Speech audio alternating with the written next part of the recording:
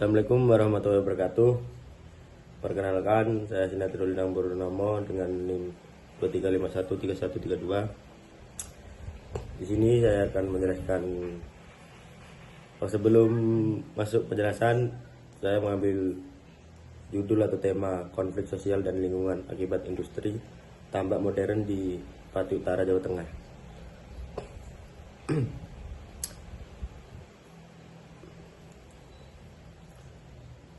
Pati Utara itu merupakan kawasan pesisir yang penduduknya mayoritas berprofesi sebagai nelayan dan petani tambak tradisional. Kesejahteraan masyarakat di area ini sangat tergantung pada laut serta lingkungan sekitarnya. Namun saat ini banyak tambak modern terutama yang berfokus pada budidaya udang yang berkembang pesat di wilayah ini. Meskipun tambak modern menawarkan keuntungan ekonomi, berbagai masalah lingkungan dan konflik masyarakat mulai muncul. Tambak modern itu menerapkan teknologi dan peralatan canggih untuk meningkatkan hasil panen udang secara lebih cepat dan produktif. Karena potensi laba yang besar, banyak investor yang memilih untuk mendirikan tambak baru di zona pesisir Pati Utara.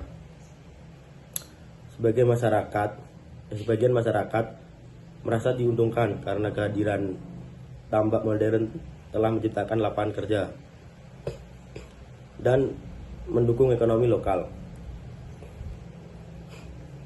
Beberapa individu di komunitas itu bekerja sebagai penjaga tambak, tenaga harian, maupun dalam manajemen tambak. Pendapatan regional yang mengalami peningkatan berkat adanya usaha tambak ini. Namun, di sisi lain, tambak modern membawa sejumlah konsekuensi negatif bagi lingkungan. Salah satu isu yang paling umum terjadi adalah pencemaran air. Limbah hasil dari tambak seperti sisa pakan, bahan kimia, dan kotoran udang seringkali dibuang secara langsung ke sungai atau laut. Dampaknya, air menjadi tercemar dan ekosistem laut terganggu.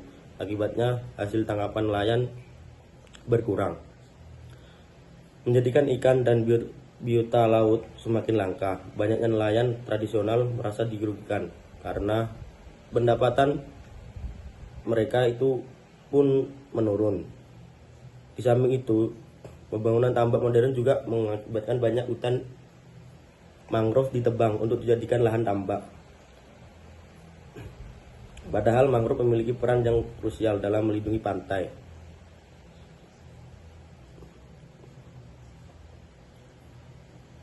Dan sebagai habitat berbagai hewan laut. Ketika mangrove rusak, kawasan pesisir itu pun lebih rentan terhadap dampak banjir rob dan erosi pantai.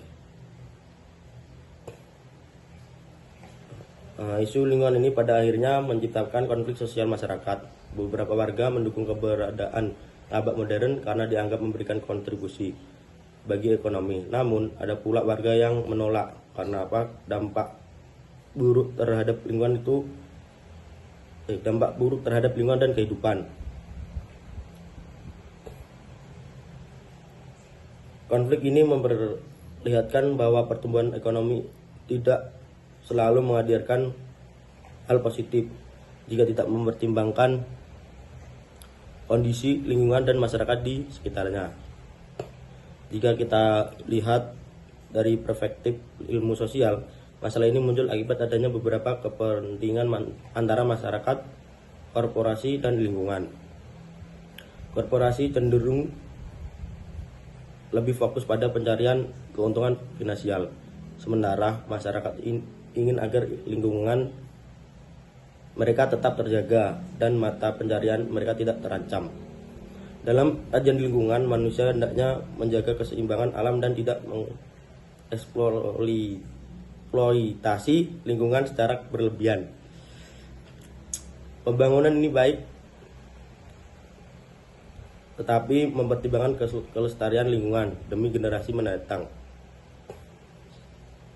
Saya percaya pemerintah perlu meningkatkan pengawasan terhadap tambak modern ini, terutama dalam pengelolaan limbahnya. Terus limbah yang dihasilkan dari tambak harus diproses lebih dahulu sebelum dibuang ke alam. Di samping itu juga perlu dilakukan penanaman kembali hutan mangrove yang telah rusak untuk menjaga kondisi pesisir dengan baik.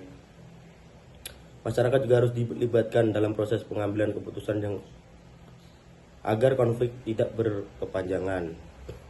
Kerjasama yang baik antara pemerintah, masyarakat, dan pemilik tambak sangat diperlukan agar aktivitas ekonomi tetap berlangsung tanpa merusak lingkungan.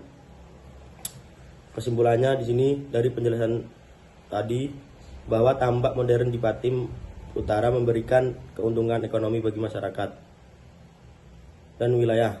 Namun di sisi lain itu, tambak ini juga memicu pencemaran lingkungan, kerusakan hutan bakau, serta konflik sosial di dalam komunitas. Nah, oleh karena itu pembangunan perlu dilakukan dengan cara yang seimbang antara kepentingan ekonomi dan pelestarian lingkungan. Dengan manajemen yang tepat dan kolaborasi dari semua pihak, lingkungan bisa tetap terjaga dan masyarakat tetap hidup sejahtera. Sekian penjelasan dari saya. Maaf jika ada tutur kata yang salah, mohon dimaafkan. Assalamualaikum warahmatullahi wabarakatuh.